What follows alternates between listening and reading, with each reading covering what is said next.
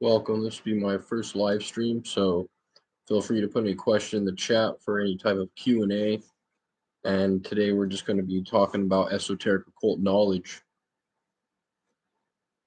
Essentially, one of the most amazing gems of information that was discovered was from the work of Alvin Boyd Kuhn and how it explained the soul's temperament and how when it comes down into physical incarnation, and how it reacts to that earth and water, because spirit is beyond the air, the fire, and more close to sound.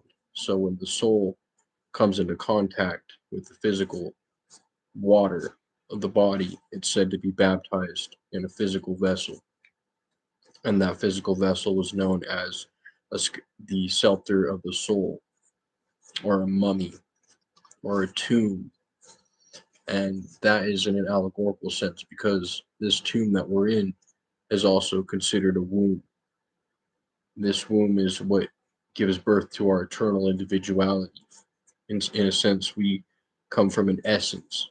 Our essence grows into the supreme individuality, and it uses the ego or the persona as a chariot or as a vehicle of expression. That's why when we listen to the greats or the masters, we see that they have the eternal principle within themselves. That's the master principle, their higher self, the unmanifest, their inner soul or spirit, as the Gnostics would say, their inner glorian. And people have this inner individual self, the Christ self, or the Son of God within them, manifest at various different levels.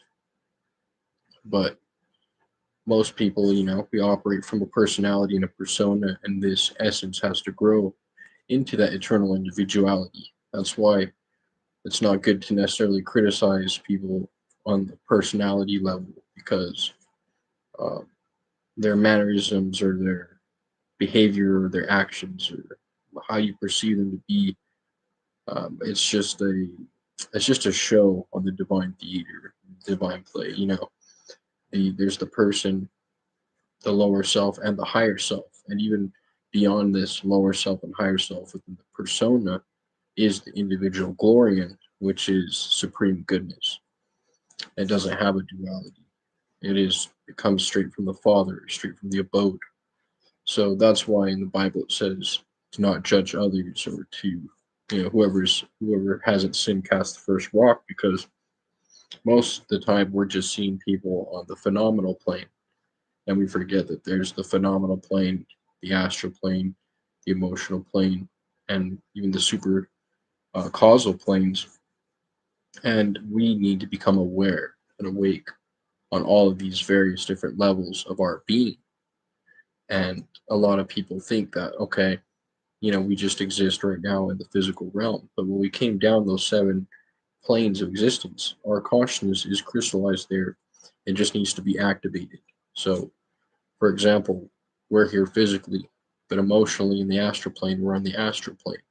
Then on our thought plane, we're on the mental plane. And then on the causal plane, we're on the causal plane. And then even the spirit plane, and even a part of us is in the celestial spheres. We have to become aware in those higher spheres so that we can operate and make decisions here and now with that information. So we're always being prompted by our higher super sensible um, vehicles. And these vehicles, once you're awake there, we've all experienced this where you actually will become awake in one of these bodies. And uh, whether it's the astral, the mental, or the causal, sometimes we experience lower level astral planes. But you'll notice that you do have a body there, and you instantaneously transfer into that body. And it just so happens that you're living there and you're living in these higher planes. But you're just more, your consciousness as a whole is super focused on the physical because this is your point of individuation. This is where your essence becomes embodied so that it can keep growing and growing and growing until it reaches its higher abodes. For example, Rudolf Steiner said that the spirits that live in the sun have acquired the bodies of spirit and air, fire, whereas we have bodies of flesh and blood, water and earth. Of course, we have a spark of fire and we're inundated with air, the Holy Spirit. But once this physical body becomes uh, crucified, in a sense, then you will acquire your body of fire and spirit. Yes, the ancient Eastern traditions are correct. Your substratum of consciousness is, in a sense, a no thing, but not nothing. It's just that it's the substratum. It's behind the screen. It's the witness. So the screen of life is Brahman, and then the witness is Krishna. And we all have our individual witness, but that individual witness also is just an emanation from the supreme witness, as in the Upanishads it states, the glorious Brahman, there's the one and the three.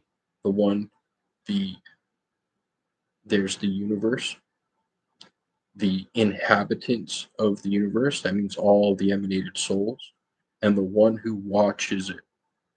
So there's always is that type of figurative speech that we all hear about in Christian theology as, the old man in the sky. Is he an old man in a cloud? Not necessarily, but the divine eye, providence, sees all, hears all, as in the Upanishads it says.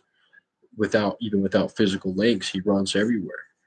Without physical eyes, he sees everything. And on these various different planes of existence, it must be apprehended, and this can be proven by some of the information taught by Thomas H. Bergwijn and C.C. Zane, is that consciousness must have a body to operate. When you die, you don't just become a disembodied floating head, or you don't just merge back with the cosmic goop or the one. You maintain your separate individuality just as the supreme creator, the mother and father of the universe, maintain their separate individualities. We emanate from them like a loaf of bread. That loaf of bread is the supreme bread of life, because even though it creates crumbs and these crumbs go back to the loaf, they still maintain their individual crumbs, and this bread does not shrink. So that is exactly why in the Upanishads it says, once you die, you go to the realm of the ancestors. If you're um, transcend the realm of the ancestors, then you go to the realm of the sages with who have divine wisdom. If you transcend that, you go up to the realm of the spirits, just as firstborn spirits, and the spirits that were born with divine wisdom. And then above that are the souls that have descended to physical form, transcended, and are born with the knowledge of good and evil, and have transcended by doing good.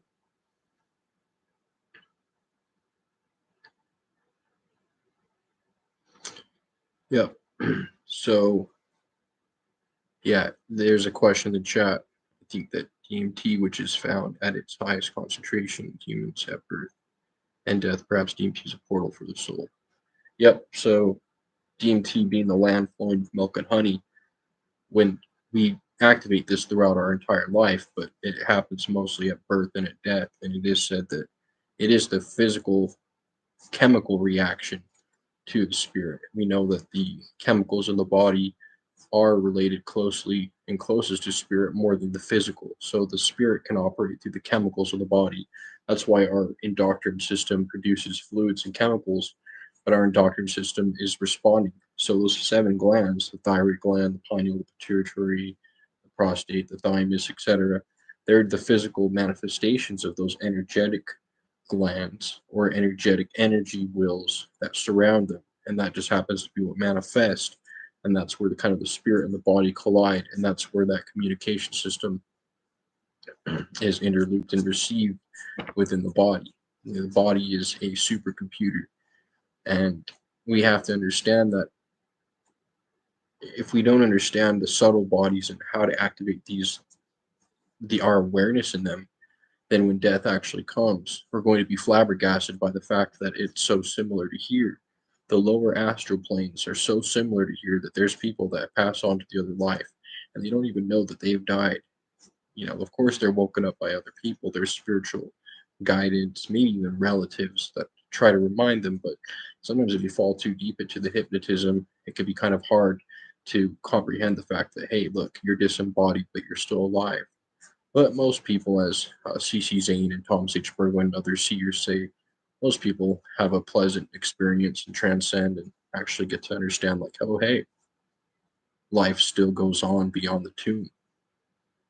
And that's very mysterious because, when you're studying kind of like a Veda Vedana from a non dual perspective, you might forget that they're just talking about the substrata.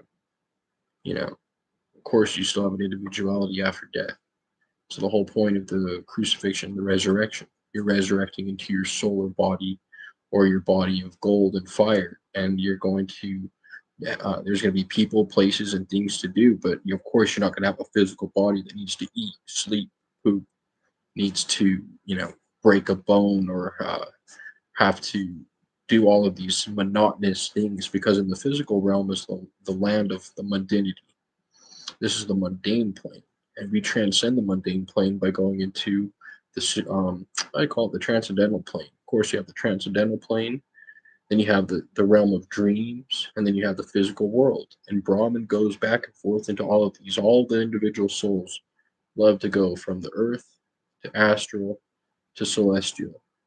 And just like in the Upanishad says, awakened souls, they go to a place where they return not, because our main goal is to transcend upward. We don't want to become an earthbound soul on the lower astral spheres, hankering after other people's physical senses and trying to gratify our physical senses, when we need to be cultivating our ability to gratify our super sensible senses, which are our subtle body. Um, of course, that's why there's countless of NDE experiences expressing people talking to relatives, ancestors. Countless people say that they've seen God, they've seen Jesus, and of course, and why not? The transcendental Christ transcends history. As Alvin Boyd Kuhn says, the glorious Christos, the individual Son of God that manifests in the beginning, was the word and emanation from the universal pleroma, or the divine abodes. And it's the voice of the word, and it's the hum that you hear inside your head, and it's the connection you have in your heart and your compassion and your ability to live a good life through your words, your thoughts, and actions, and to create a place where God can manifest, which God is the good principle. The good principle is God.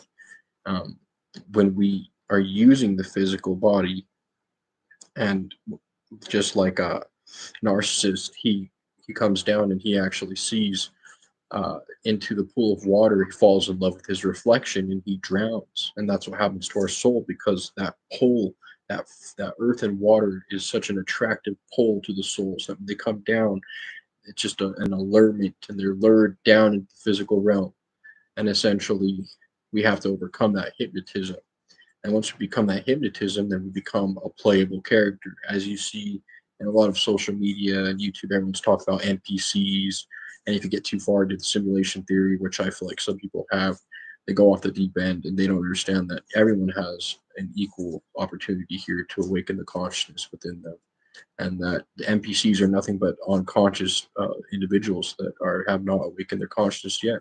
Once you awaken your consciousness, you become a playable character per se, because you're living from a perspective of witnessing, and you understand that you're not the body and you're not the four elements, but that you use the four elements.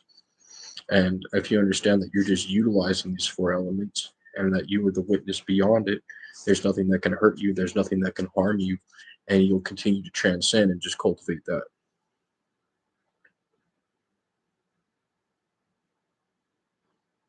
Yep.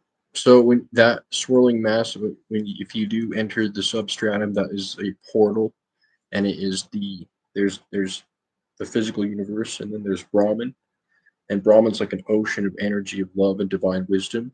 But notice that you didn't lose your individuality as you crossed through it. If you had crossed farther up into it, you would have awoken up in a place similar to this, except a little bit higher. And then, of course, once after a while being on the lower astral planes, usually someone comes to wake you up or to show you the correct way. Or maybe if you've been also practicing and comprehension and understanding throughout your physical life, then you'll take that awareness with you, and it will be quite a simple transition. But essentially, yeah, of course, conscious must have a body to participate and in life, and life is beyond here, and each level appears physical, of course. And, Yeah, this is physical, but when you dream and you wake up in a dream, it is also physical. And you wake up in the celestial realm, of course, it appears physical, but it's protoplasmic matter, protoplasmic atoms. You're building a protoplasmic body with your divine purpose here on Earth now. Every action, thought, and everything you do, the sexual energy that you transmute into divine love, all becomes subtle atoms to your subtle body. And that subtle body will look either better or worse than your physical body here, because in the physical realm you can hide your true intentions, the wolf in sheep clothing. But in the higher dimensions you can't hide, and you'll have to just go with the people that you align with. And yes, you can progress on the other side. And I didn't just make any of this up. I've read this from C.C. Zane, a Hermetic seer, who's the contemporary student and pupil of Thomas H. Burgoyne on Illuminated Brahmanism. Please read Illuminated Brahmanism, free PDF on Google. Please read uh, Thomas H. Burgoyne, Line of Egypt, and then please read Swedenborg. Once you put these three together, you'll completely be astonished at not only the misinterpretations from the Western religion. You know, we always give the Western religion kind of a hard time. The East has also had a screwy priestcraft as well, and they started misinterpreting things as well. And one of those misinterpretations is countless life cycles as a human being. The only people that really reincarnate are spiritual masters who've transcended into the celestial realm, and only then they also only appear as spirit to their disciples or to the people that are in their influx or astral consciousness. Everyone could transcend. Once you die in the physical realm, that's it, buddy. You're going to the astral dimension. Whatever you took with you will be there. There will be there to help you, just like there is here. Here, there's people here to help you. There's people there to help you. Here, there's people that will haunt you. And there's people that will haunt you. So, whatever your inherent nature is, of course, it will come out. And that gives a whole new meaning to as within, so without. So, yep, if anyone wants to put some comments in, we could do some other topics as well. This is my first live stream. Kind of want to see how long I can go, and just try to see if we can get down to the nitty gritty on some of these esoteric conundrums, like the living dead, for example. This physical realm is the place of the living dead, because when the soul comes down to the physical realm, it experiences a spiritual death. And that's why we're most pure when we're babies, and as we grow up, the children will inherit the kingdom of heaven, because once we reach a certain age, we kind of leave the Garden of Eden. See, there's two separate leaving the Garden of Eden, and it's an anagogical story. Remember, there's 7 different interpretations of every single scripture on the planet. So, one anagogical of Adam and Eve is, of course, we descend from the high abodes as a unit, an atom, and we are split, and we come from heavenly angelic uh, parents. Light comes from light. You had to come from somewhere. And remember, the physical realm is just the physical representation and manifestation of the spiritual realms. So when you come down as a unit and you're separated from your divine half, male and female. So if you're male here, you're male there. If you're female here, you're female there. You come down the caduceus of life, not just the spine, as within, so without. So you're coming down the caduceus. You inherit all these different qualities from the 7 planets. You're deposited into a specific place in the physical universe to incarnate your essence, which is a crucifixion to the tomb of life, or the womb, in which you'll await your trials and tribulations. The sun goes through the 12 zodiac, or as the 12 labors of Hercules, and finally come out as a mature soul ready to acquire these subtle bodies and be able to advance into the astral realm and the spiritual realm, where there are many things to do. Um, People in the next life are preoccupied with people here as well. They're preoccupied with their own life, but also they have the ability to influence here. That's why people that are beyond the tomb are still trying to get their research or information or spiritual wisdom out to the people that channel or mediums for that. Because if you're a medium for a specific type of information, for example, Thomas H. Burgoyne, or for example, Thomas H. Burgoyne or C.C. Zane, or you're picking up on a current, like you're listening to Sandro Spinacci. If you listen to Sandro Spinacci, think about the currents of information that you're tapping into. Of course, we're all being divinely guided to continue the self-realization of ourself and where we are in this universe so that we can align it correctly.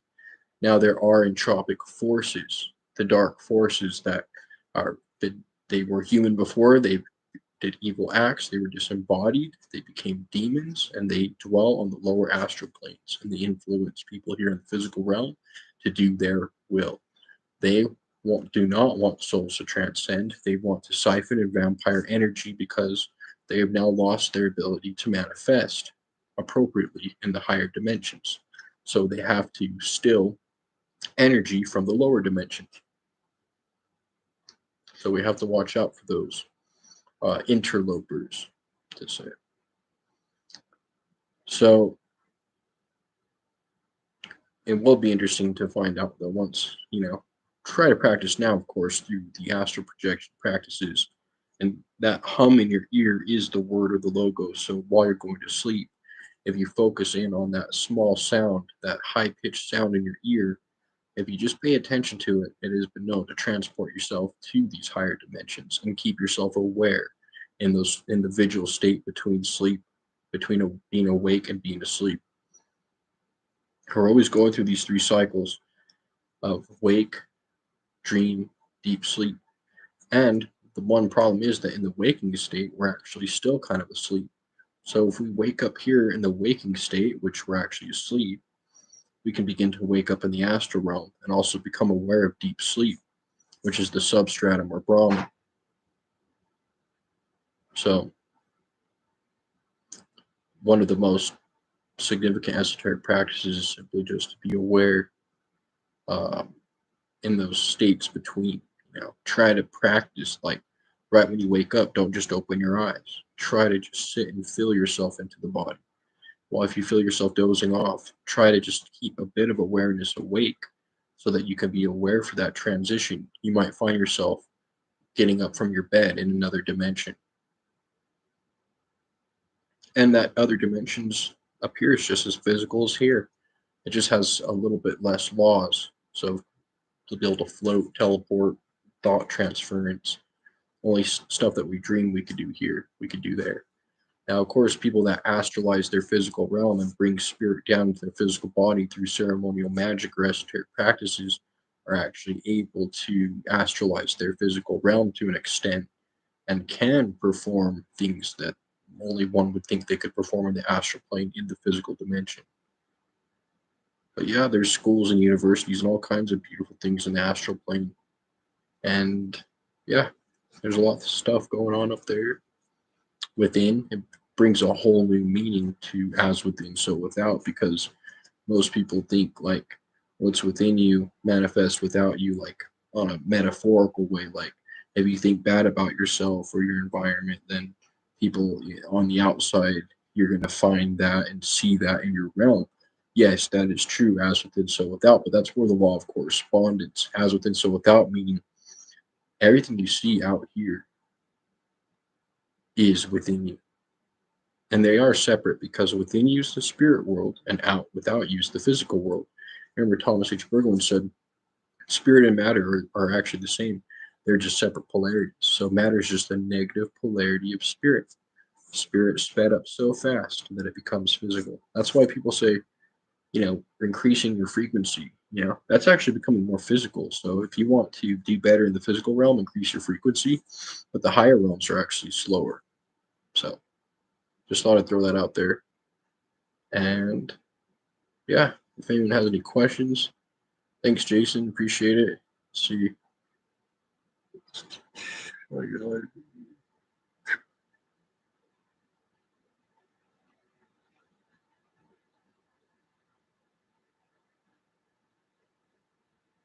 Yep, souls can be, earthbound and basically just want to siphon off other people's energy and whatnot. So let's go on to, we were talking quite a bit about mysteries of the afterlife.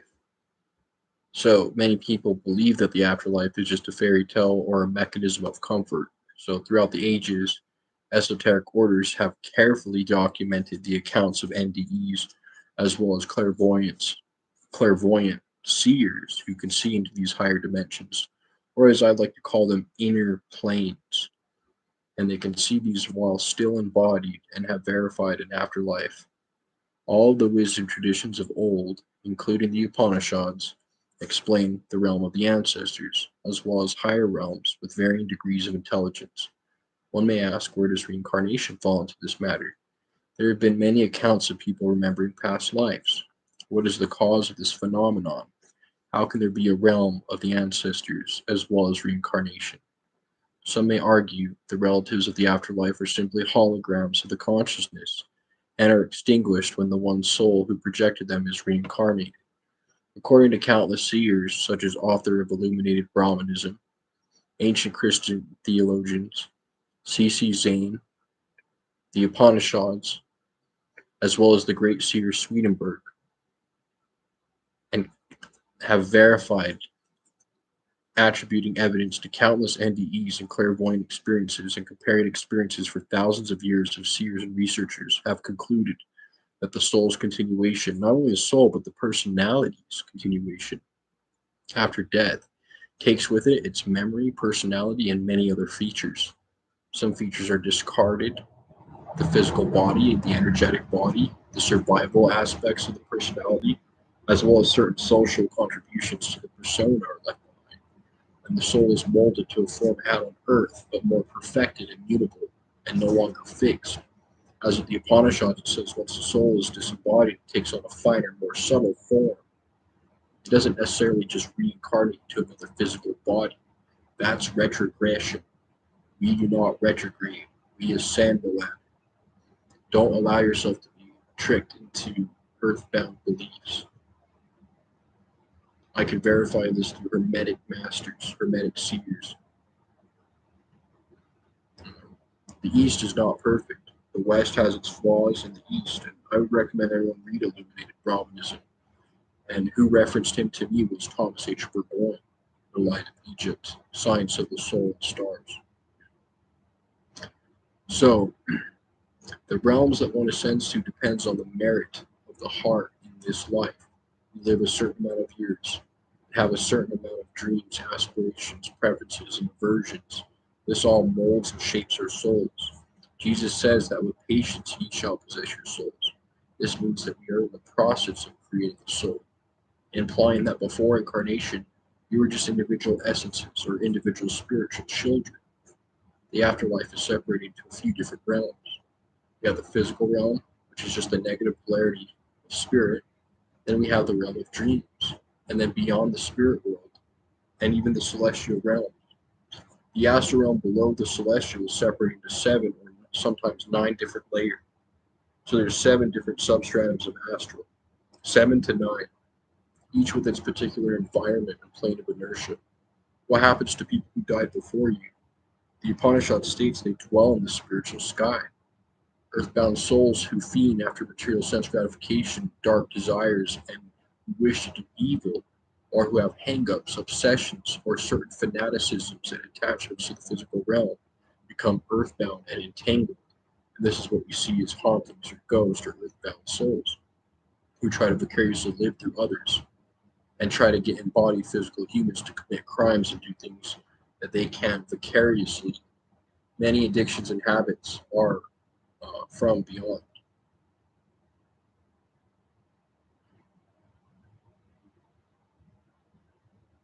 Yeah, so we are the soul.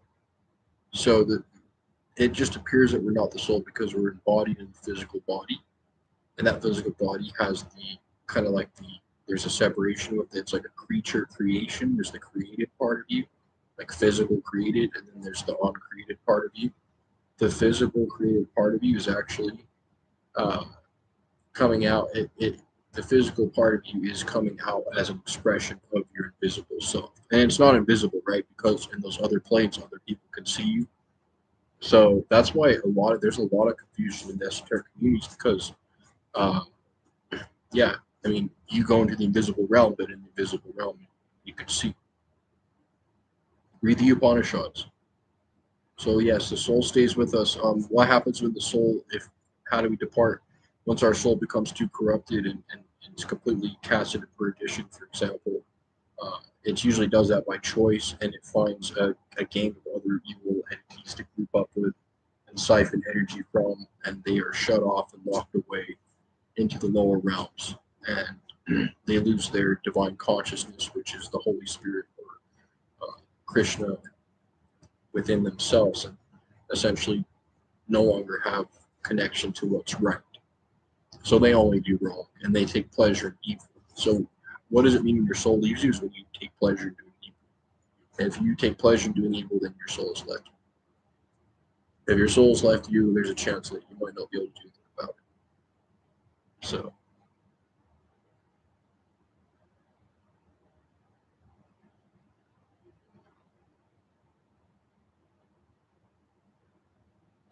yeah, I recommend everyone get into Swedenborg. Check out C.C. Zane. Check out Thomas H. Burgoyne. Let's try to see if we can lift our perspectives. We're in the age of information. We're all tired of hearing the same phrases and the same crap being thrown around on the internet and YouTube, all cookie cutter, boxed up very nicely for us. And we all think we know. Yeah, wait till you find out what those past life memories really were, and that uh, children or people can pick up and tap into the astral matrix and attain information and see it as if it were memories. And a reincarnation being only an appearance of phenomena. As once there's a great soul or mother matrix or the divine mother creates an entity. Let's take Walter Russell, for example. Walter Russell has moved on, transcended, he's on the next plane. However, God could create, now that Walter Russell has been here, a replica that is upgraded. The replica that is upgraded, people will point and say, aha, at last, there's the reincarnation. But it's just an upgraded version. You know, just read the books that I said, and then you will have a perfect understanding of how beautiful this opportunity of life is. And it's not a prison, and it is a prism because the light comes through the seven lights. You have Snow White of the seven dwarfs, you have the sun and the cloak. Joseph in the coat of many colors. Joseph has a coat of many colors because his father Jacob endows him with the coat. Because when your soul comes down, it's given to your divine father, gives you the coat of many colors, and then you're kicked into the pit by your brothers, thoughts, emotions, egos, and you climb out of the pit. Let's read some comments. Souls left.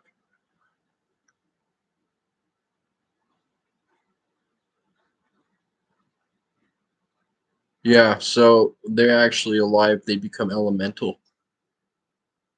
It's almost like they digress into their elemental self, and it's almost like their soul is just completely soulless. Yeah, there comes a point where their soul is completely distinguished, and once they die, they get disintegrated in the black satellite and come out as crocodiles, things of that nature.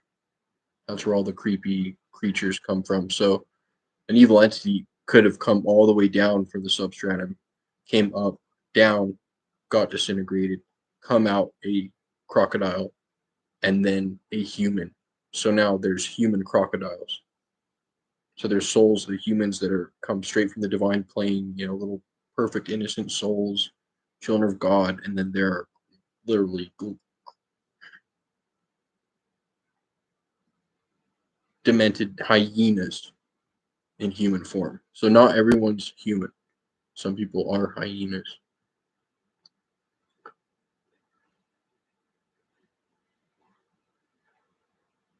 Yep. So this is your first physical life. You may have had life on other planes and higher planets on your way down, and you may have experienced, your childlike forms.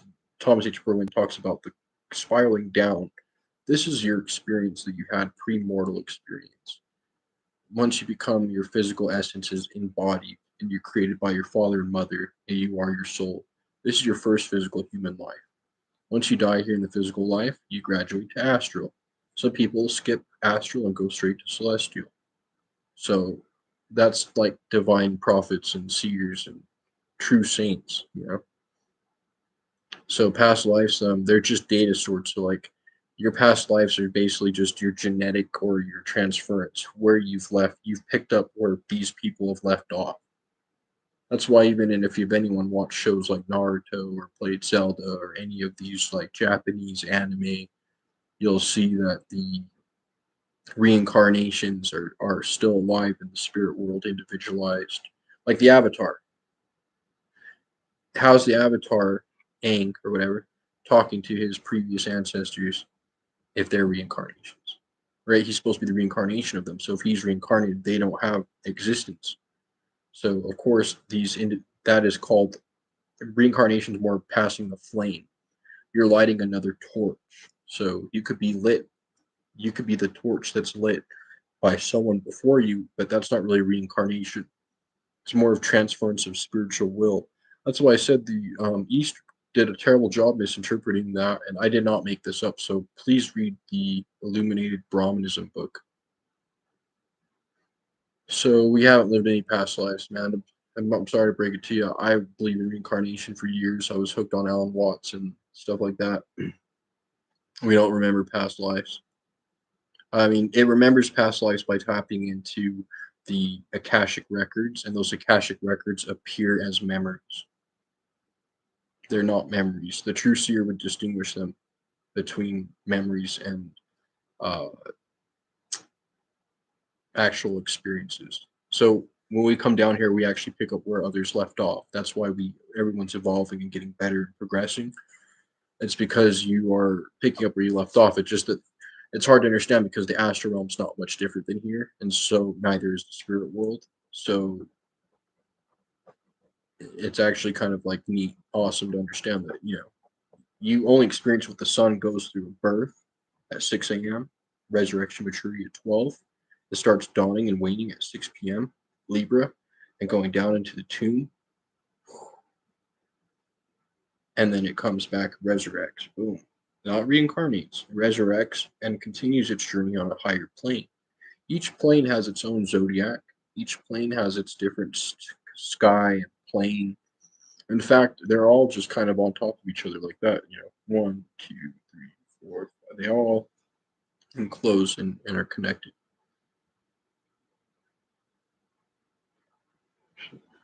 Yeah, so people come back to the physical realm by becoming earthbound souls, and then they co-opt and hijack your experience and make you and to vicariously live through you. The only way to actually come back is if you really messed up on the other side. It became disintegrated and recycled, and then came back as a crocodile. But at that point, you're not even the same person.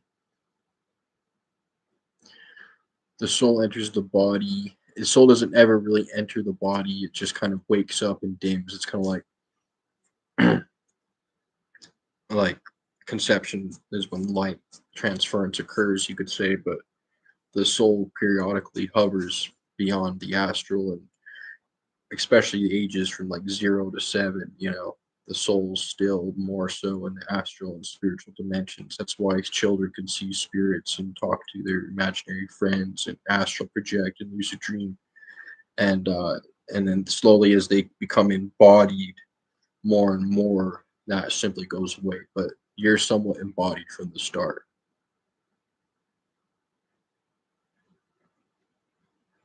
Yeah, you do mature as you're reborn and resurrected in the next plane. So there's three births. So you have the birth of first, yeah, well, you can call it four actually, because when you become an essence, you have essence. And then when your divine angelic parents create you, and they create thousands of souls, soul groups, this is what we call soul groups. Then your essence is transformed and transmuted and separated, and you leave the Garden of Eden, which is a perfect realm. You're just innocent, coming down the cycle of the planets, acquiring the seven vestments, vices, and virtues. You deposit in the physical realm. And sometimes you won't meet your other half here. Yeah, sometimes your Adam and Eve or whatever, your soul or your twin flame, whatever people call it nowadays, not sometimes you just don't meet him here on the physical plane. But a lot of the times you do, and it is a glorious celebration. But Usually that is all sorted out in the afterlife. And sometimes if you don't find a partner in this life, you will in the next.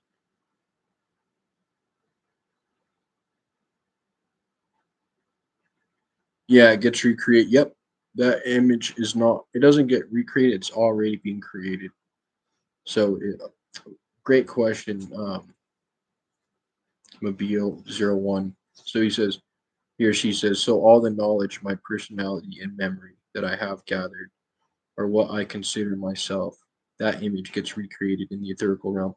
Yeah, that's actually what you're building. Your preferences, your pain and pleasure. This physical world is the garden of is the knowledge of good and evil. Pain and pleasure, pain and pleasure, pain and pleasure, pain and pleasure. I did this, I did, right and wrong, right and wrong. All these decisions shape your subtle body and also your likes. You might love music, you might love philosophy, you might love art, you might have a strong connection and bond with your family. This is what you take with you. But of course, in order to, I don't know, experience it for yourself. Don't take anything I say for it. I mean, I've played instruments in the astral plane. Anything you can do here, you can do there. You can even eat in the astral plane. It's just that after a while, you won't want to anymore. Sometimes when people die, they still have attachments to their physical addictions. That's why C.C. Zane and Swedenborg say that even in the astral and celestial realms, remember there's seven astral and three celestial. So um, even though you can fly and transport, and there's flying chariots, and you can get around however you want, you can walk on water if you want. The modus operandi is still walking, just because we've acquired the habit of walking here in the physical world, and it transfers to the astral realm. The astral realm, you guys have all experienced flying, but yeah, we also you don't just fly all the time in the astral plane. You walk around too.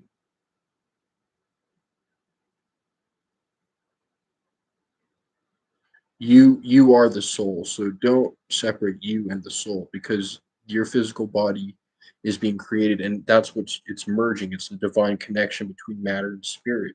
So that separation is going to be distinguished, and you're going to go with it.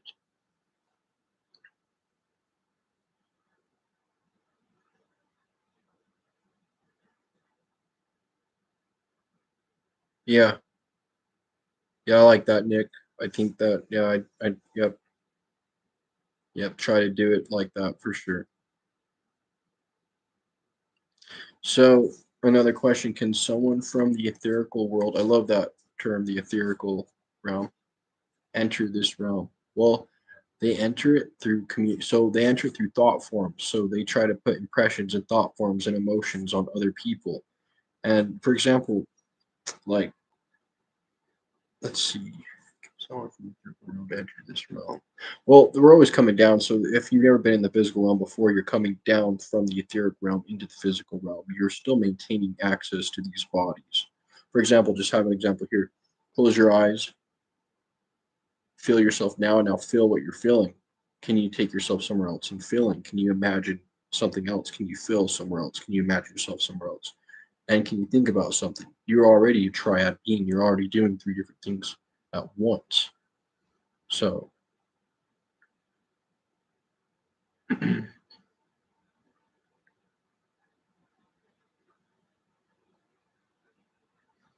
remember, when the soul comes down to the physical realm, it becomes entombed. And this is the land of the living dead. Every time we hear, like for example in the Bible, when it says, "And the wages of sin is death," it's saying that, well, you sinned against the spirit and became physical, because physical nature is so opposite to the spiritual nature. It's kind of like, it's seen as a punishment or a dwelling place. You're in the cave or the dungeon or the grove or the den of the the and the evil king always tries to apprehend it. That's why in the Bible, King Herod's always trying to kill the firstborn. King Herod, on one level, represents the sun and summer scorching the firstborns of the plants, but also it's the ego, the lower animal ego, is enforcing its survival of its individuality separate from God, and wants to rebel against the spiritual impulse that's born in us around the age of 12.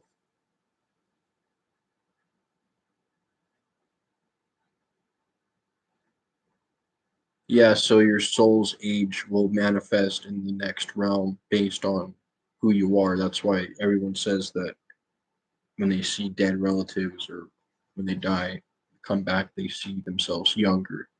So the soul doesn't have the same types of uh, negative qualities that the physical realm does, per se, or limitations. So any type of decayment is only physical. The soul cannot be decayed. So the physical body experiences that degradation, but the soul, of course, is endless, ample power from the divine realms and is not covered by the physical material atoms. So it's like shedding a cocoon. Who cares about the cocoon? Become the butterfly, right?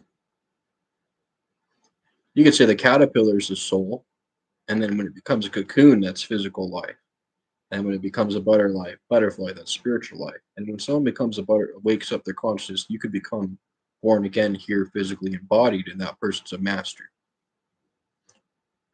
So you can become born again. But then remember that the day that you wake up in another realm and you know, hey, I've died in the physical, I'm awake here, and I'm not going back. That is your thrice born.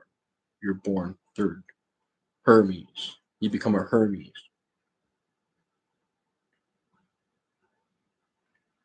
There is a birth of the soul, actually. I mean, yeah, that's true. There was never a time where you did not exist, but your essence was taken from that abode it's kind of like, you know, you're in essence like just a sweet little essence of divine wisdom and knowledge. Remember, God is love and wisdom, and God creates multiple demigods or angelic hosts of creators, male and female, and then they create souls. And then our souls come down into the physical realm, and then we create more souls.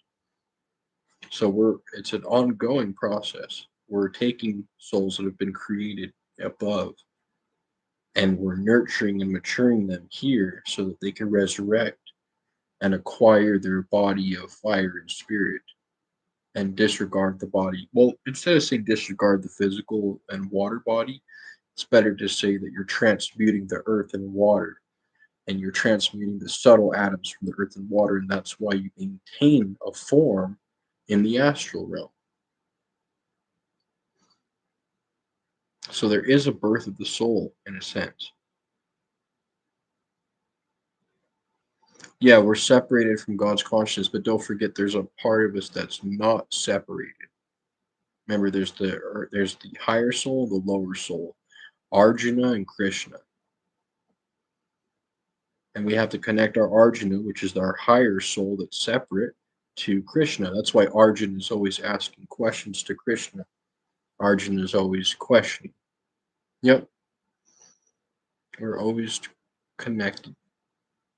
And it's funny when Krishna is talking, right? It's the Lord of the universe talking. When Jesus is talking, it's the Lord of the universe talking. When Allah is talking, it's not these separate individuals and such. There's just one voice, and anything that goes against that voice is just noise. So get into divine sound and tap in Christ. No, maybe the words doesn't really have to come from either or. They were both eternal. They're just both picked cryptograms of the one eternal principle, the good, the supreme good. Because there's the mundane good and evil, and there's the supreme good, right? So yeah, yeah. And it's a story about our divine counterpart. And yes, I mean, there's countless people that die and see Jesus the Christ, the Son of God, just like Alan Boyd Kuhn says. Yeah, of course, because it's a transcendental being that transcended from the abodes. In fact, it's if you say God here is impersonal, then it creates Christ as personal. Um, Alvin Boyd Kuhn says cultures have been trying to cultivate the Christos principle or the Christ principle for eons. You know, and that's what we're all trying to cultivate here and now.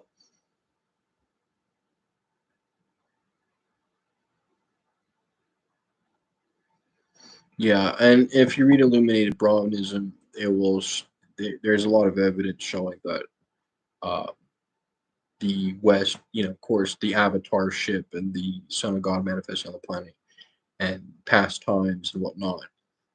Krishna may be a more ancient, prevalent story, but just know that there's never a time where it was invented. No one invented it, so no one owns it.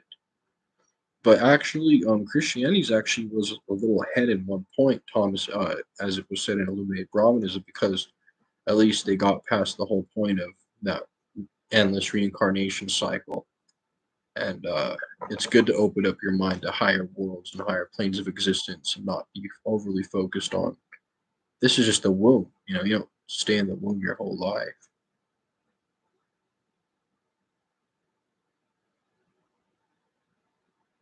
Yep, the soul has no beginning and no end. There still is a beginning. Yep, as there is in all the sine wave. You always have your Aries, Taurus, Gemini going up to maturity, dropping down to Libra, and coming back up again. And each time you come up, you go up a level. So, but then that line, remember, in one of my lectures, please watch my previous videos, you are the substratum line. And then your mind and thoughts are the ups and downs. Stay as the line. The plane of inertia is your balance point. And yes, Brahman and Abraham represent the divine innermost, and they are principles and personas of that which influences us within.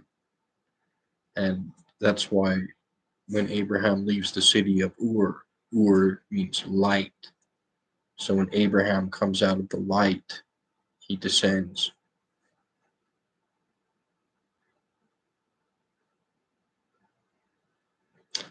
Yeah, time works differently in those higher realms for sure. Like some say there is no time, it just speeds up, it goes fast. You'll notice in the astral realm things just happen by events. Event, activity, activity. There's no there like here in the physical world there's this, right? Nothing. And then stuff's going on. Oh, you have to do this. Oh, you have to do that. And, nothing. Oh, you have to do this or that. There's urges here, the three gunas, tamas, rajas, and sattva. There's the rest, and from the rest comes the passion. From the passion comes the goodness. You have to activate and climb this ladder. We always have these three. And sit here, sleep will come, death will come, hunger will come, a need for reproduction will come. All these things are natural part of the cycles. Um, and then, of course, in the other realms, you also have particular urges and incentives and things that you want, but it won't be based on, physical crude matter like I need to eat or I need to sleep or I need this. You might have energetic resting points in the astral realm, but you won't have a body that needs rest, for example, only here.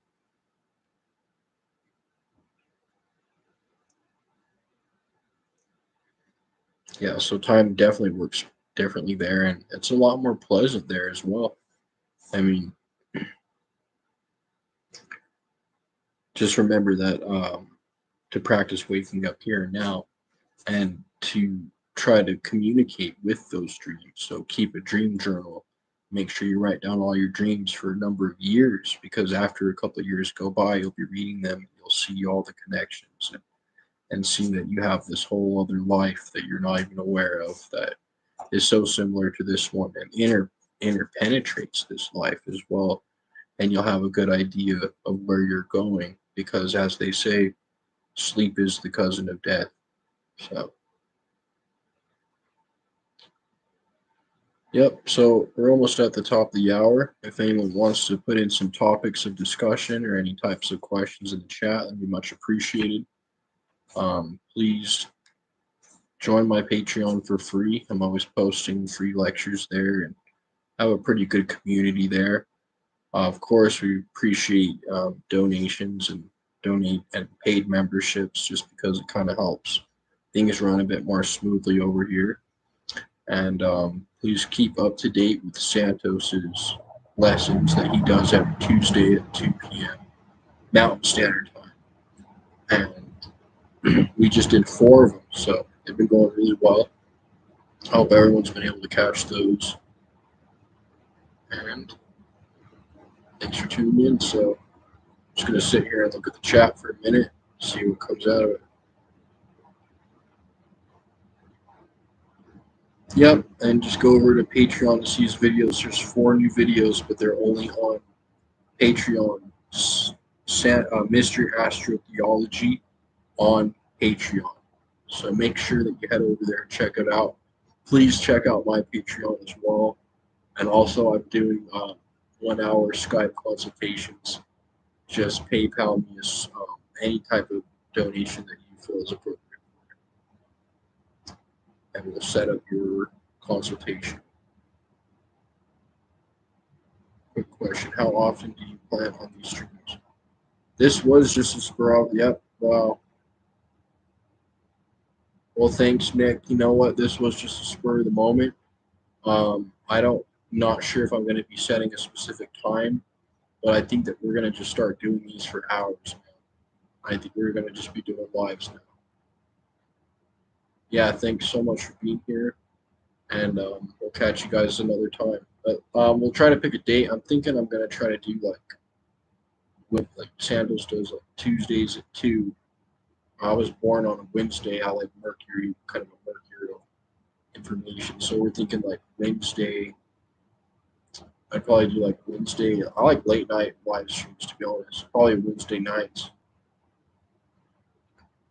Maddie says, when spirits possess you for either good or evil, were these spirits once human? Yes. Yeah, every disincarnate entity was once human, once upon a time. So, and there also are people that from higher planes that go and descend to lower realms that try to help these individuals out of their complications and whatnot.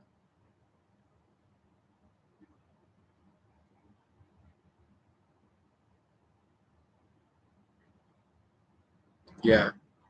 So that's why it's really good to just do purification exercises, prayer, meditation, keep a clean mind, keep good company, breathe, and always stay connected to your inner I am source, and that inner hum in between your ears, because that is the gate to heaven. Yes, disembodied hellish soul. Uh, it's very possible, there's always what they would call missionaries or agents of light that are descending into the lower realms to help these individuals, and usually they're chased out because evil people enjoy evil people, and misery loves company and hates the light. Yes, not necessarily crocodiles, any type of creature that's a little bit more grotesque. Think about it. Would you rather be a swan or a crocodile? Yeah, it requires the balance, yes, and that's why those evil entities are here to test us. God still utilizes their evil actions and has a place for them in our soul evolution. So God is so intelligent and so supreme that he uses these aspects of creation that went astray to help strengthen and to help increase our conscious awareness here and now. So yeah, he's the divine attributor, and he is the all-inclusive consciousness within us. And when we speak from our higher mind, we speak from that place.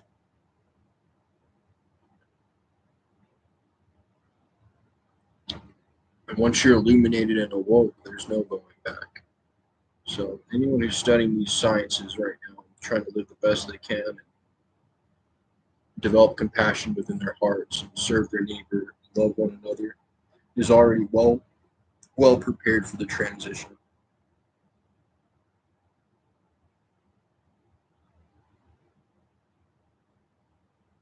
So it comes through us through this small voice within, and it comes from the silence within. And we need to learn to just trust and let go. Listen to the Tao Te Ching and know that God is. And because God is, then once you stop thinking and trying to meddle with things, as you let the Tao more for God, you will stop meddling with things, and things will just happen on their own. So God speaks to us through holy silence, and sometimes sends beings and subordinates and people. But God sends forth emanations or divine missionaries God manifests through people here on earth all the time. You know, God, man is the hands, manos, man. Man has hands, and we create. For example, God provides, Jah provides the bread, and we create with it. We take that bread and we develop our mind, our brain, our nervous system, and even other life forms. So we are the hands. God made music, and we were here to play it. In fact, let me find a really good article. It's one of the first ones I did. See if I can find it.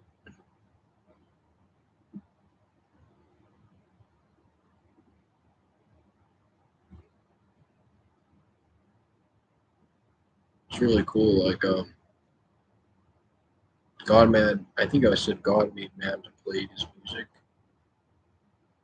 because God created the scale and the musical tones, but he needed someone to take those tones in that music and actually work it, just like God created the word. We create books and we create conversations and dialogues.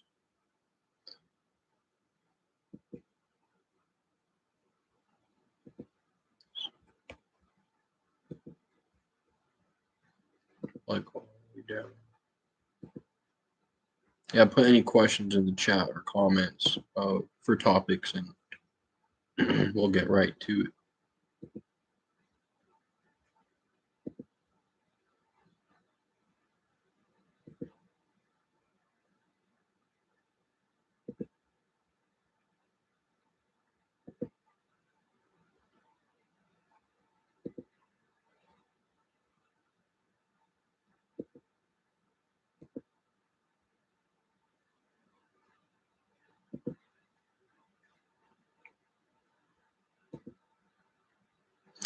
So symbolism of the soul and the guitar. So the guitar is only an instrument, a combination of material elements.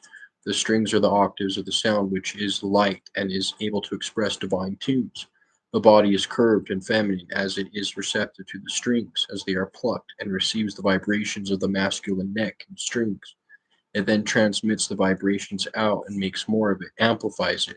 But it is the spirit of the individual who is playing it who gives beauty onto it. The guitar is a microcosm of the macrocosm in the same way all instruments are, and the physical body being an instrument as well. We are instruments. That's why Krishna plays his divine flute or the lute, or all these different instruments appear. The conch shell, the flute, the in the Bible it says he will play a strong noise on a stringed instrument and give praises to the Lord.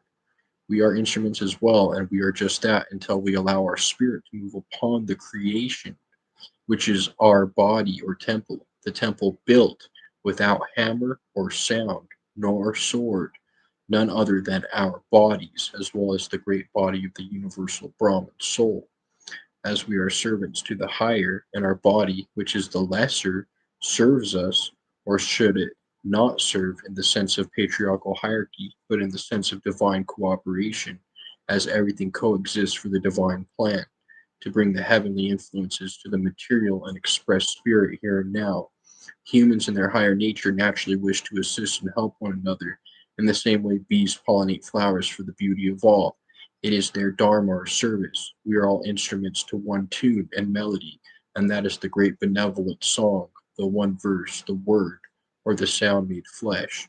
God made man to play his music with beauty and kindness to spread amongst everyone. So we play a very significant role.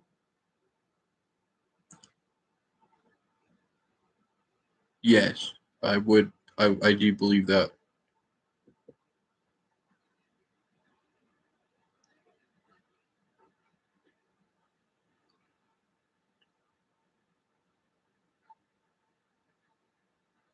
Yep. So there's just a lot of different misconceptions out there because sometimes from the east or west, you don't know if they're talking about it from a substratum perspective, an individual perspective, the simulation, NPC stuff. It's just kind of you know it's all convoluted. So we're just trying to make a space to get the best knowledge and very well researched and very well experimented with. And like I say, I don't like to just talk fluff, so I've done a lot of research to come out and actually say, hey, look, we don't really know what we're doing. We don't know where we're going. We might think we have it all figured out, think we remember everything, and think that we know where we're going, but most of the point, most of the time, sometimes people are just crazy. There's a lot of noise out there, and you have to distinguish all that noise through the silence and become silent, become aware, and get to know yourself more, and always become observant. Remember, there's one of the most important esoteric practices is to simply just pay attention. If you just pay attention in life, things will go good and you will ascend. But if you don't pay attention, then you won't. And right now, the evil influence or the satanic forces are trying to make it so people do not pay attention.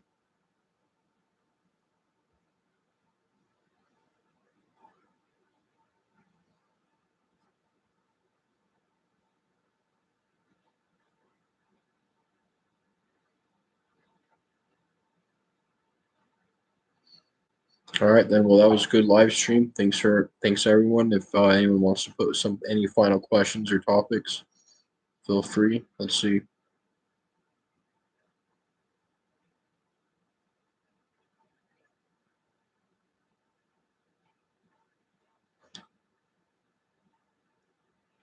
Yep, always have your filter on. There's a lot of truths out there in the age of Aquarius, and we have to filter out between which ones are actually soul traps. There's a bunch of trap doors out there right now. A lot of things that are counterintuitive.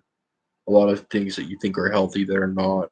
A lot of the things that you think are helping you that are not. False ambitions.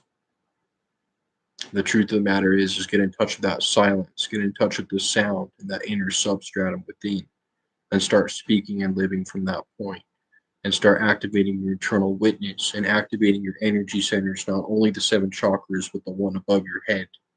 And we will be doing training discussing that. You also have energy centers to activate here, and you also have energy centers to activate here as well. And also to look at yourself and say, hey, am I being, you know, don't hesitate to look at yourself and say, "Oh my God, what have I done? What have I thought? What am I thinking?" Observe yourself and pay attention and try to see if you can actually shed light on some of your unconscious habits, and try to bring light into the darkness, and make the unconscious conscious. Right? That's the whole point of being here, is to waken up our consciousness. And we can't do that if we think that we've already perfected or we're already there, or that you're, just because you went on a certain diet or cleanse, or you did a couple of mantras or this and that all of a sudden your consciousness is cleansed. You have to clean out your, Christ is born in a manger between Capricorn and Sagittarius. The animal is born in a manger because our physical body is, in a sense, a manger. It's born in a place of darkness. It's born in a prison. Krishna was born in the prison, the manger in the prison. It's a state of being we have to come out of. And we shouldn't judge people based on their personalities and whatnot. Can you post this slide? Yes. Where should I post it? What do you is it? It should be posted on YouTube. Do you mean Patreon? Patreon? Or what? Please clarify that. Yeah, I can post it. It should be there. It will be there on just go to the YouTube channel, and then instead of videos go to live, and it will be there. Yes, it will be listed for sure. Yep.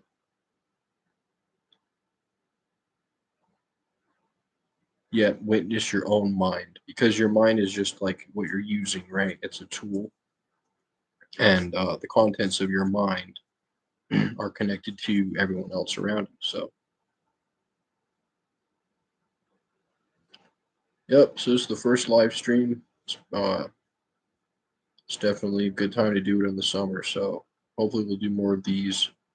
If anyone, please check the website and ways to support. Feel free to send a donation or become a free member on Patreon or a paid member. There are some perks, but I really don't like putting anything behind a paywall. So anything helps. And also feel free to book a consultation with me. Um, my email can be found uh, in my website. So just go to innermysteries.org or join the Patreon, set up a consultation if you need.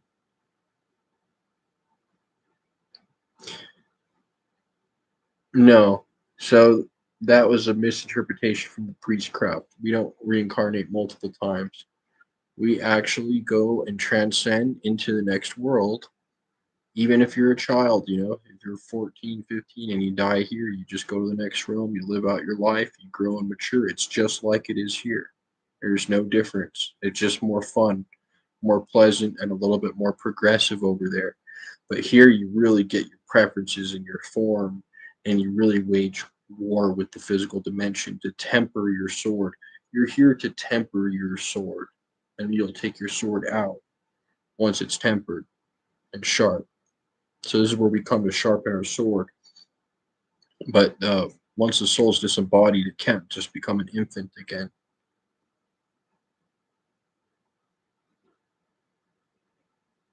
Let's see. You just remember your solar plexus is crazy and needs balancing. Yep. So essentially, a good mantra for the solar plexus would be "ooh," as in blue. Ooh.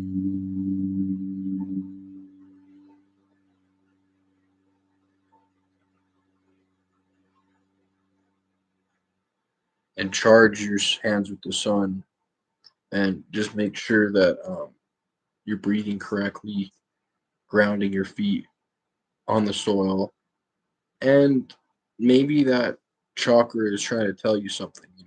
Maybe if your solar plexus is close to your adrenals, maybe you're doing something that's stressing out your adrenal gland.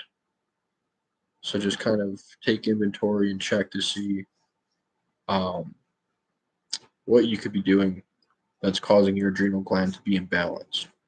I would say doing some I like doing like eightfold breath in eight, do the fourfold breath: in four, hold four, out four, hold four, in four, hold four, out four, hold four, and just kind of do the box breathing.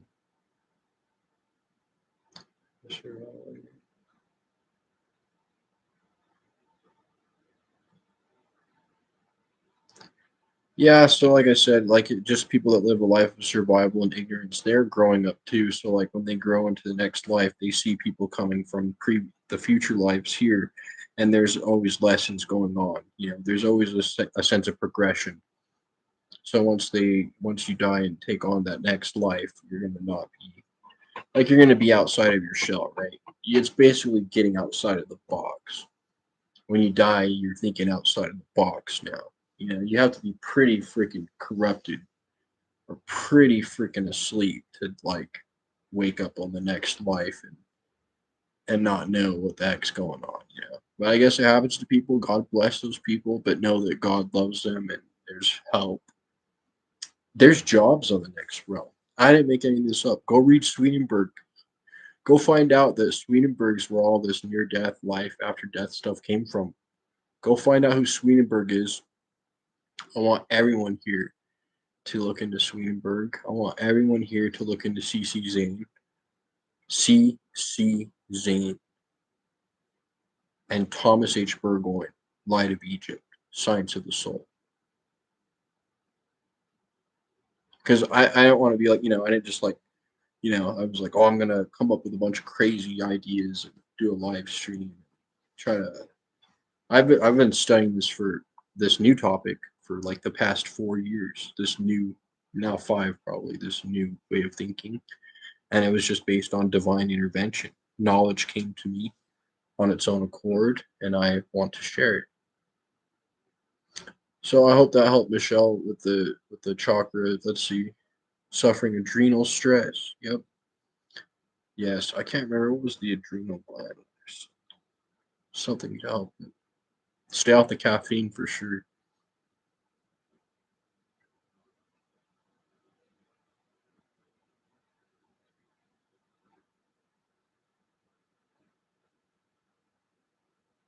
Yeah, if you live a life of survival, yeah, you kind of go to the lower astral planes. But don't forget in the Upanishads, it says some that you can experience the glory. You become a king, wealthy, healthy, and wise here, and experience the highest blessing of the physical world. And then there's other people that experience the highest blessing of the spiritual astral world, and there's people that experience the highest blessing of the spiritual world. So God and the Creator, it doesn't have any problem if you've mastered the physical realm. Good for you.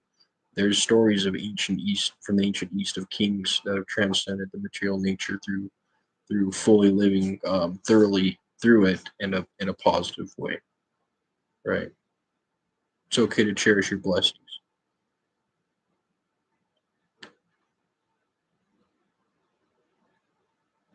Yeah, as in the Bhagavad Gita, when it says, yeah, it is a misinterpretation. When it says return, it could mean earthbound, and it also means returning into soul cycles, meaning you're still trapped in your mental gymnasium of your physical life.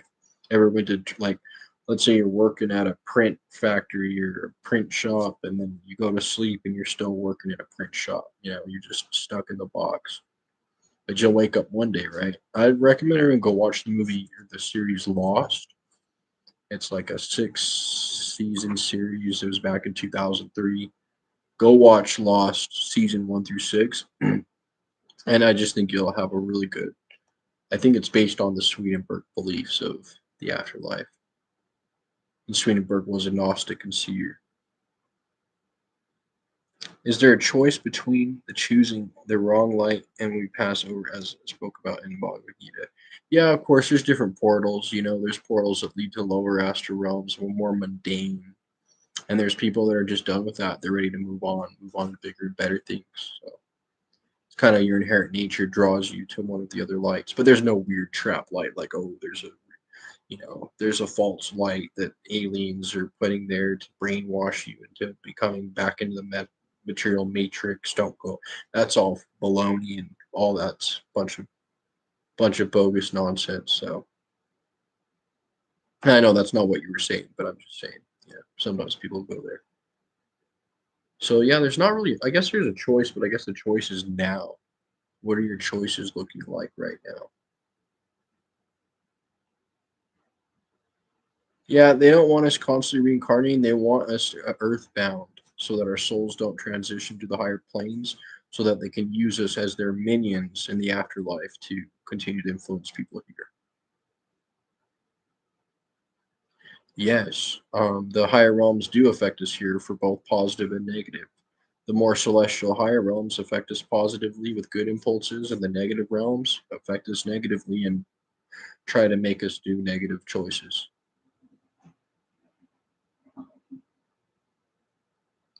Yeah, Lost is amazing, right? You remember they wake up in that little astral plane and they all died and they all. Sorry, but for spoiler, no more spoiler.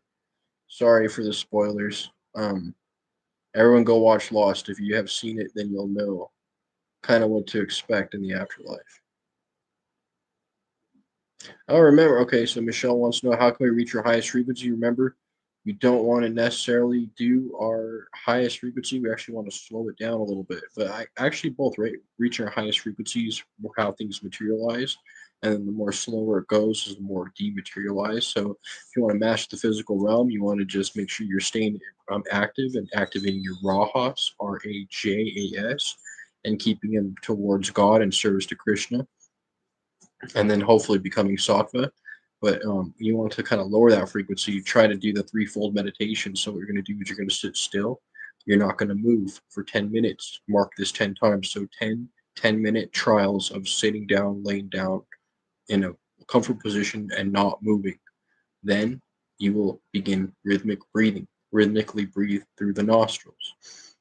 Then you're going to focus your energy on your heart and above your head. And you're going to simply witness here from this part of your eyebrows here, a tongue at the top of the mouth, creating the energy circuit. Practice that, and it will definitely be able to. Oh, another one, Michelle, is for sure. Like you said, for the tuning, you're going to want to do the breath.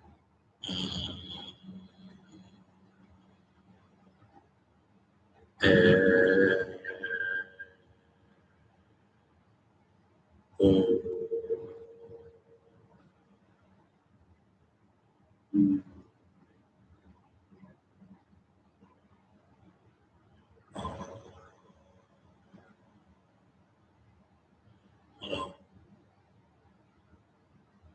then the root chakra.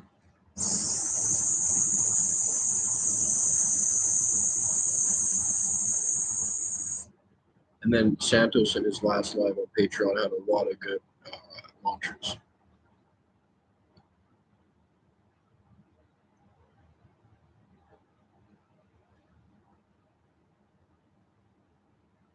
So I think they just benefit because a lot of their superiors are also disincarnate entities, and they want an army of disincarnate entities to continue to keep us kind of confused. But remember, God's using them as a way to strengthen us. Every plane has its issue.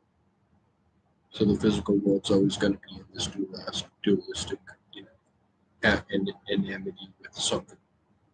That's why it's better to not get caught up in all the shenanigans.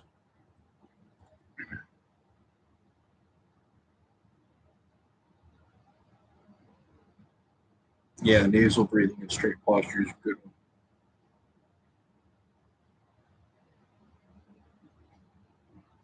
Yeah, I would recommend ceremonial magic. Either do hermetic, like Franz Bardin hermeticism, or do some like Golden Dawn self-initiation practices.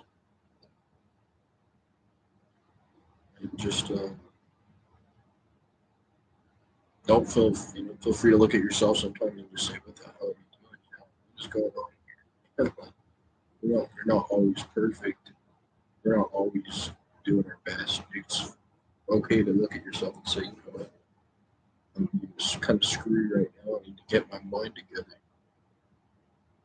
Yeah, it is exciting to think about what's next. Creative Dragon Ball. Oh, you're interested in Dragon Ball. Nice. That is so beautiful. Yeah, so we had primordial existence as more of an innocent type of soul.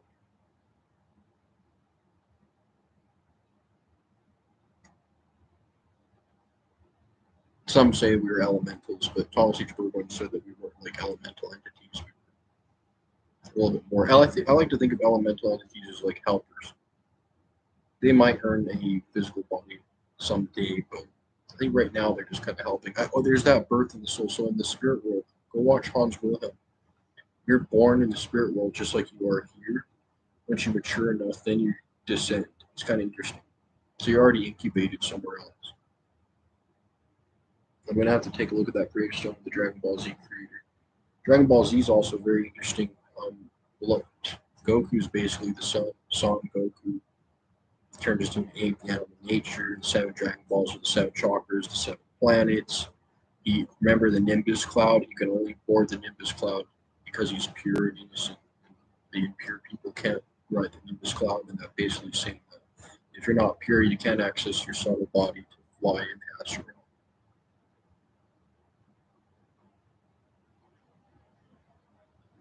Yeah, when it comes to that for sure, I think chamomile tea, you know, just kind of sip your tea cold, just kind of do whatever feels right. I think the best thing is just recharging with the sun, breathing, staying happy, staying positive. Don't over exercise. That's also a soul trap. People that over exercise are unhealthy. So don't over exercise. Stay in homeostasis. It's okay to have some subtle activation, essentially. Check your breath. Like Manly P. Hall says, the first part of initiation is always that belly breathing. You have to learn how to pot belly breathe because you have to learn how to store more chakra in the lower density.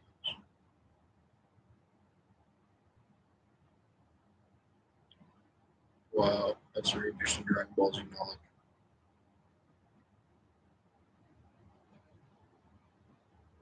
So exactly, yeah, where were we before the physical realm? I don't know. Try to remember. You might have just been part of the substratum before you were extracted from it and individualized. You have your other half out there somewhere, according to Thomas H. Burgoyne. If you're a guy or girl here and now in the physical, you were a guy or a girl in the spirit world. So yes, sex does actually exist in the higher.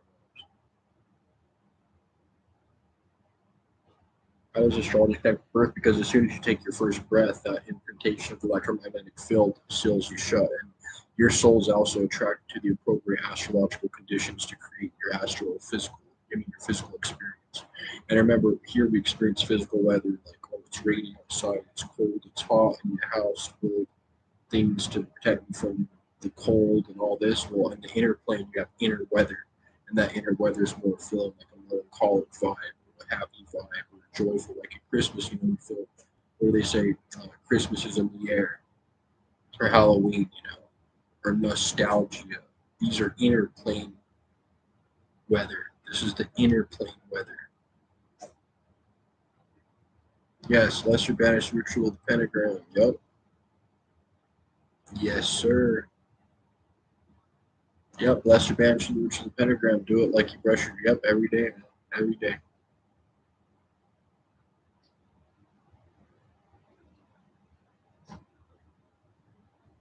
Yep, in those dimensions they use magic like dragons. Yep, the anime is a good reflection of the higher planes.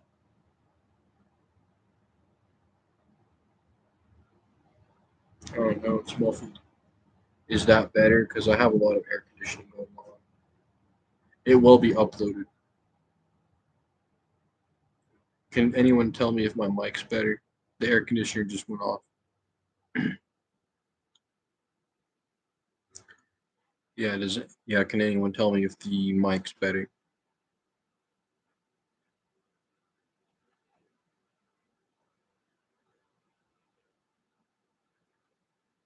Nice.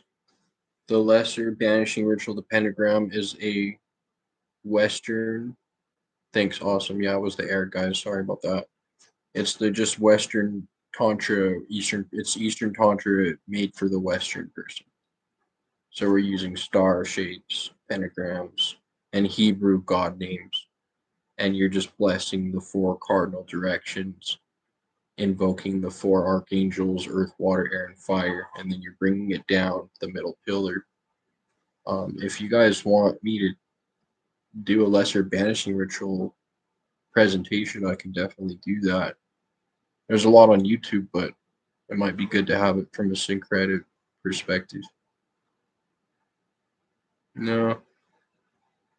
Yeah, so astrology is connect. So go read Thomas H. Burgoyne's chapter on karma and reincarnation in the Light of Egypt, Science of the Soul, free PDF on Google. Then he explains how karma, you're not punished for your past life. You're not. You're punished for your thoughts and actions now. And some of the things that happened to you that were wrong were just to mold you. Like you're molded by the game. You got to be molded to fit your true destiny.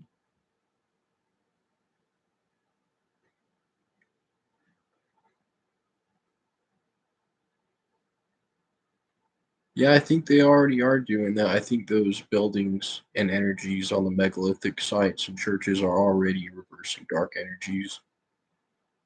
And I think that, let's see,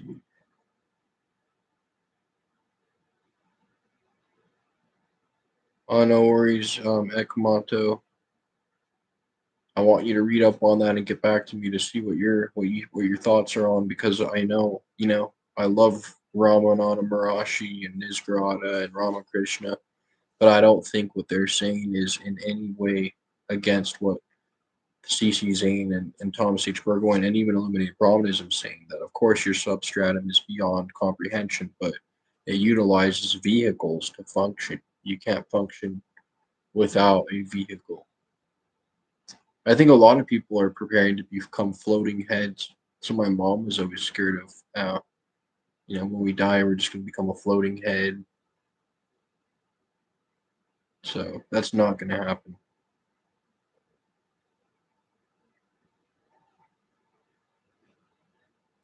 Yeah. So Myra Patel says, "How come some people are born with very good configuration of planets?" That's just because God creates at various different levels of functions. Remember, Manly P also says there's the four levels of society, the Brahmins, the warriors, the business, the priests, and the laborers, and one's not higher than the other. It's just that they fulfill different functions. So maybe these people were made for a specific function, and their internal choices and thoughts from birth affect their instant karma. Karma is instantaneous.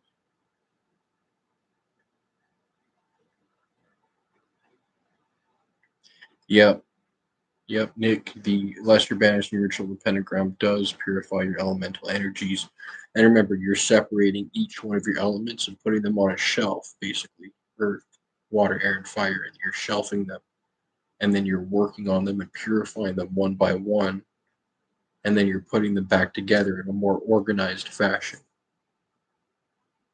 The substratum is basically the screen of consciousness. It never ends. It's kind of like, have you ever slipped into a deep sleep, like kind of the vigil state, and you feel like you're in a bot, like you're just a room of energy. You're the consciousness, basically. Yes, astrology is the word of God, and it is the eternal scriptures written on the celestial heavens, and gives us all the information we need about what to expect in this life and the next. So astrology are, like the Bible, is divine cryptograms. Cryptograms are secrets, and gram meaning pictures, secret pictures that reveal hidden truths. And astrology is the eternal clock that's used to determine our qualities and our mission and our goal, and what the prophets and seers have used since millennia. The three magi, even though they're literary characters, were astrologers. In the Old Testament, when it says astrology is bad, it's just talking about fortune tellers and people that use it to basically deceive you. But true astrology is just divine knowledge of self, and like God told Job, can you tell forth the Mazzaroth? That can you tell forth the signs and seasons? Can you bind the Pleiades? Can you feel the influences of the bear? Because all of these things influence us, and we should be awakening to these stars above us that are there because they're entities. Just like animals are below us here, like in consciousness, well, we're below the stars. So we're always looking up. And that's why human is divine, because man can look up. We have the spine erect. And with the spine erect, we look up into the heavens to investigate the glorious mysteries. Yeah, a take up. I just recommend everyone, before you start doing Golden Dawn ceremonial magic like Lesser Banishing Ritual of the Pentagram. And Ekamonto, can you tell me what was interesting? Just because I just lost my train of thought. Just let me know what you thought was interesting, please. I'm kind of just going off a wave here. Um, yes, so before you do the uh, Golden Dawn initiation, please do Franz Barden's initiation into Hermetics.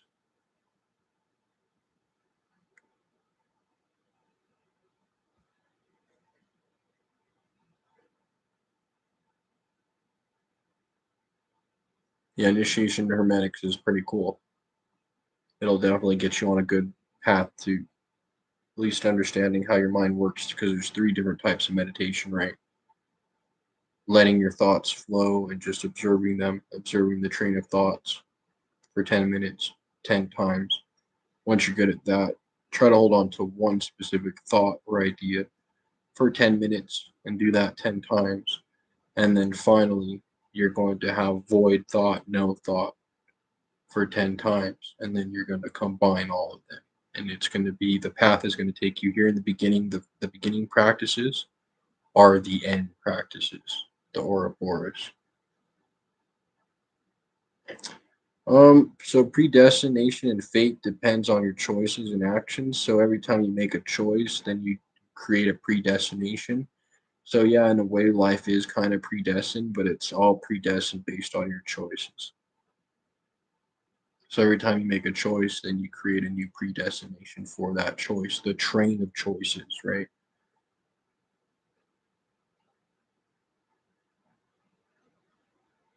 Yeah, man, Nick, that's awesome. Oh my, is this Nick?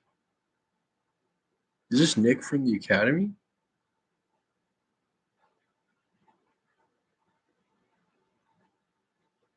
Oh my god. Well, I was just saying, oh, hey, what's up, Nick? I think it is you, man.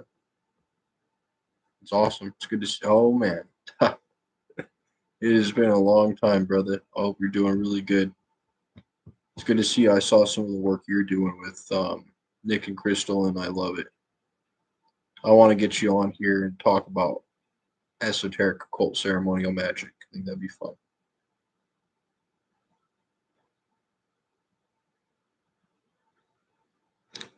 Yeah, I know.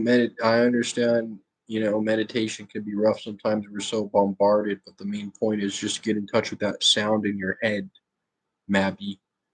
Mabio, get in touch with that sound frequency in your head and don't lose sight of it. Right, even right now when I'm talking, I can hear it and I'm talking from it. Walking, talking, sleeping, whatever you're doing, stay in touch with the sound because the sound current will take you to God.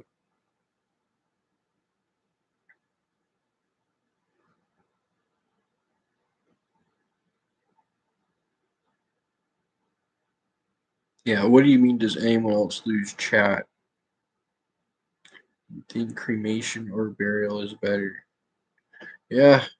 I think there's probably no significance. I think I saw this one pretty high level rabbi dude say that, God created us and counts all the hair on our head, so he definitely can distinguish us from the body. But I think traditionally, I think there might be benefit to being tuned. It depends on kind of your culture. I guess it wouldn't be significant in my opinion because I don't want you to ever feel like someone who was cremated had a hard time because of it. I've had loved ones who were cremated and I've had loved ones that were buried and they both acquire their subtle bodies. So don't worry about it too much. No, Nick, I'm gonna look for your email. I will type it in and find you. And please make sure you're sending to my main email, either the perennial wisdom temple at gmail.com or Campbell Chris 0402 at gmail.com. Nick. Oh yeah, Nick T. Yep, this is awesome. Yep. Yeah, music will take you there. Just keep on listening to the good music. Classical music, reggae, Bob Marley, whatever, instrumental, classic, Chopin, Debussy, uh, Mozart, Paco de Lucia, Papa Pena, flamenco, Spanish, Santos Bonacci's music. Please, everyone, go purchase an album from Santos Bonacci. It really helps support syncretism.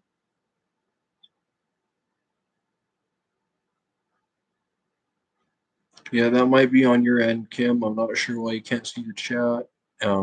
It should still be up and running. Try to refresh your page. Yeah, makes sense.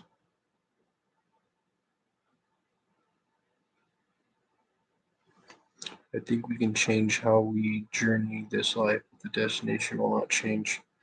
I don't know. I think you do have quite a bit of power over your destiny. God made man to rule his destiny.